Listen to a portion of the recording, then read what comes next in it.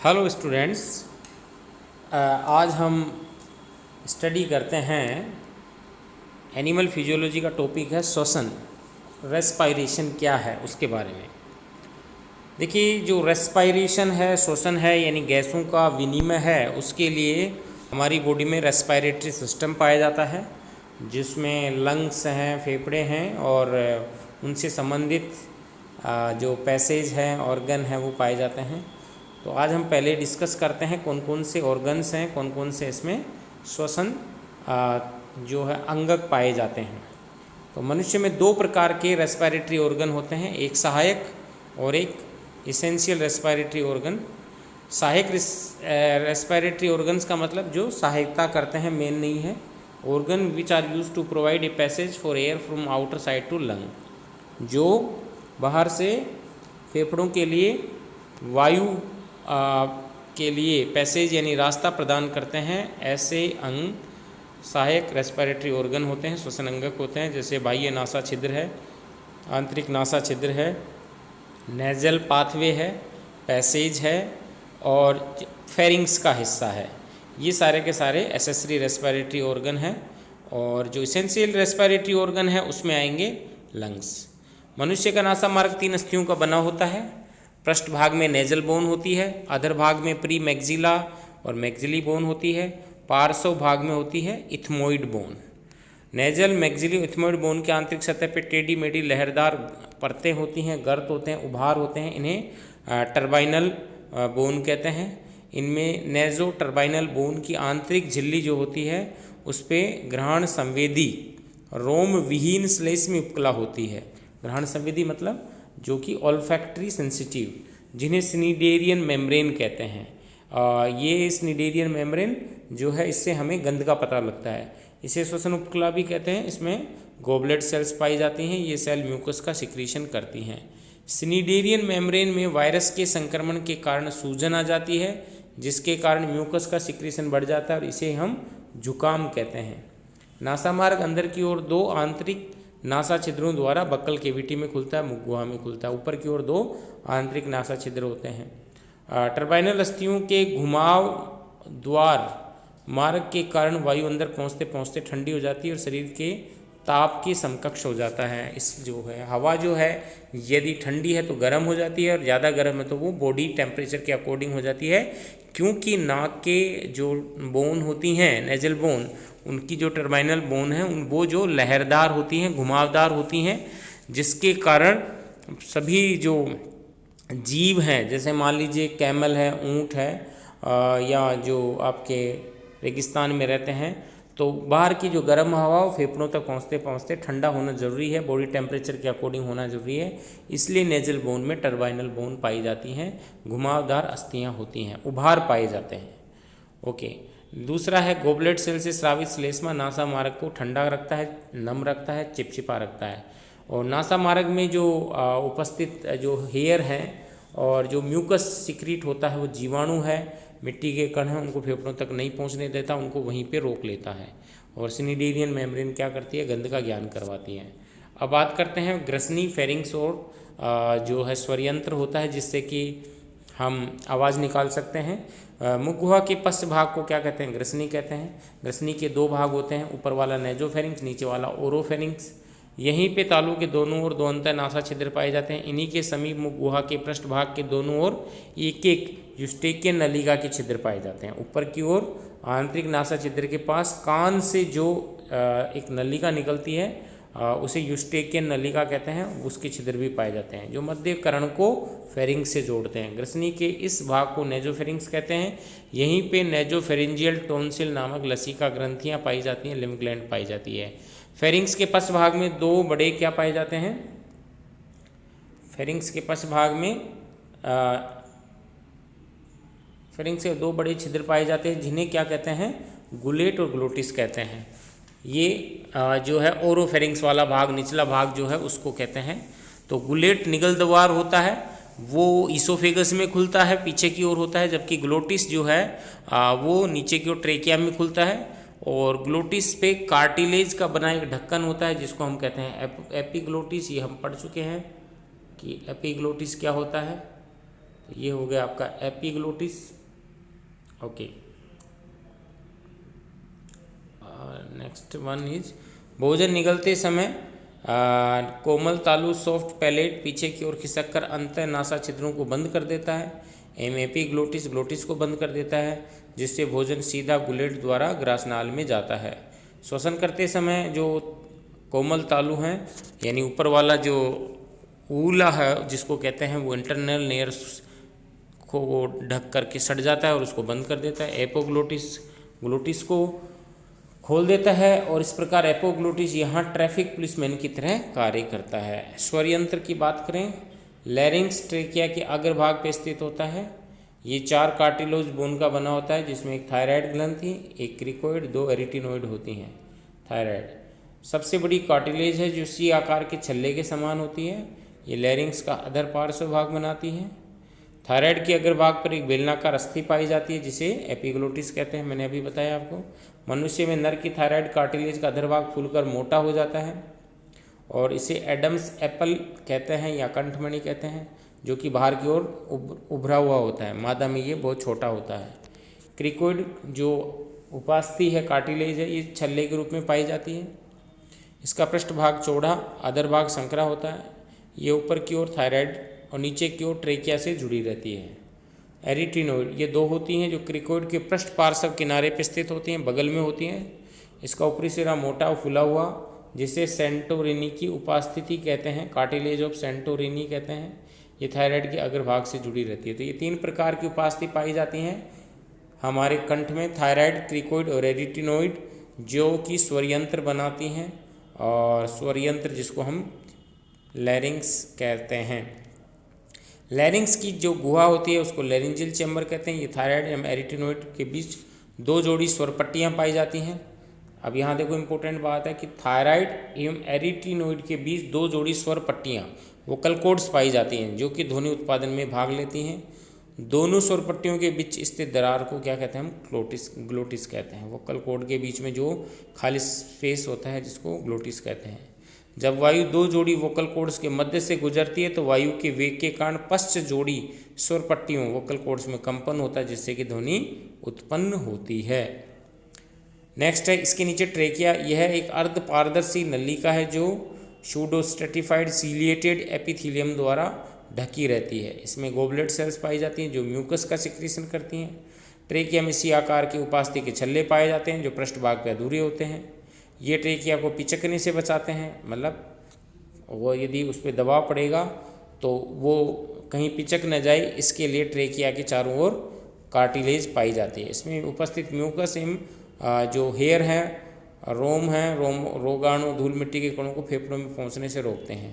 Trachea वक्ष भाग में जाकर 2 भागों में विभाजित हो जाती है, जिन्हें ब्रोंकियाई ब्रोंकस कहते हैं। दोनों ओर के फेफड़ों के अंदर प्रवेश करती हैं। अब हम फेफड़ों की संरचना देखते हैं। मनुष्य में 1 जोड़ी फेफड़े होते हैं जो वक्ष गुहा में मीडिया स्टिनल स्पेस के दोनों ओर पाए जाते हैं। जो बीचों बीच स्टर्नम के नीचे का जो हिस्सा होता है उसको मीडियस्टिनियल स्पेस कहते हैं, जिसको हिंदी में मीडियस्टन स्थल भी कह सकते हैं।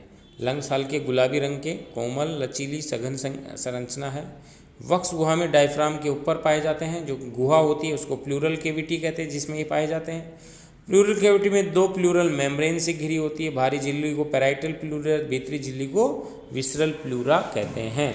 विसरल प्लूरा लंग्स को घेरे रहती है, जबकि पैराइटल प्लूरा है वो जो फुफ्फुसीय गुहा है उसके कोई भीतर से वो उसको आश्रित करती है। मतलब जो अंदर चैम्बर होता है उसको ढकने वाली तो पैराइटल प्लूरा है, और जो लंग्स को ढकती है मेम्ब्रेन उसको विसरल प्लूरा कहते हैं।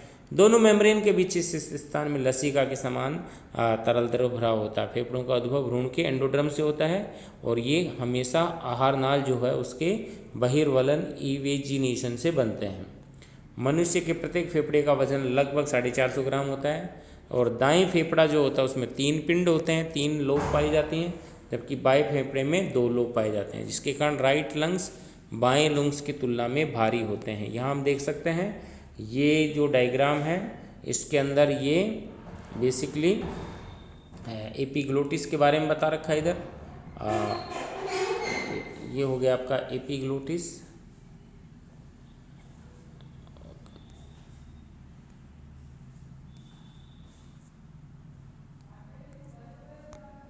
ओके, एपिग्लोटिस सही।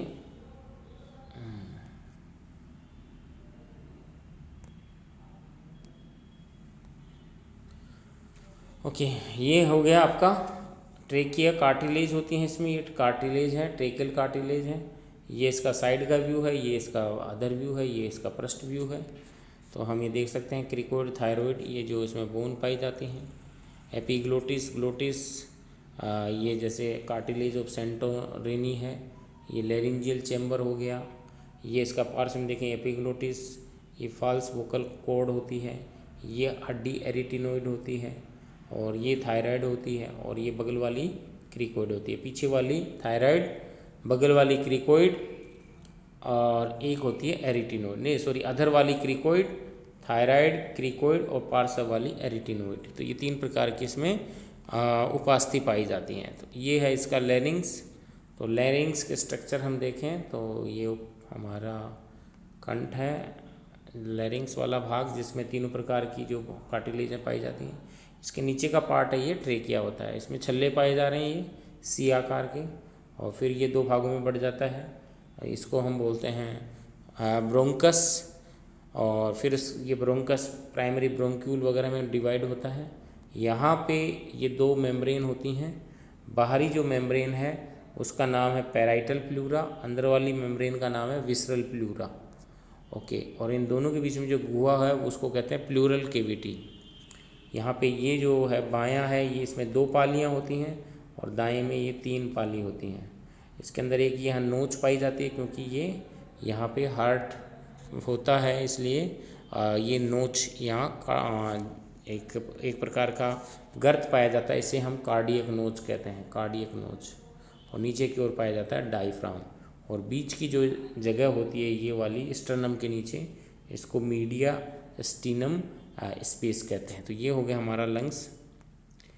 श्वसन मार्ग देखें हम तो बाह्य नासा छिद्र हो गया, नासा मार्ग हो गया, आंतरिक नासा छिद्र हो गया, ग्रसनी, oropharynx, laryngopharynx, trachea, primary bronchus, secondary tertiary bronchus द्वितीयक, और उसके बाद में आते हैं इंट्रापल्मोनरी ब्रोंकाई, जिनके अंदर सी आकार के छल्ले उपास्थि के पाए जाते हैं।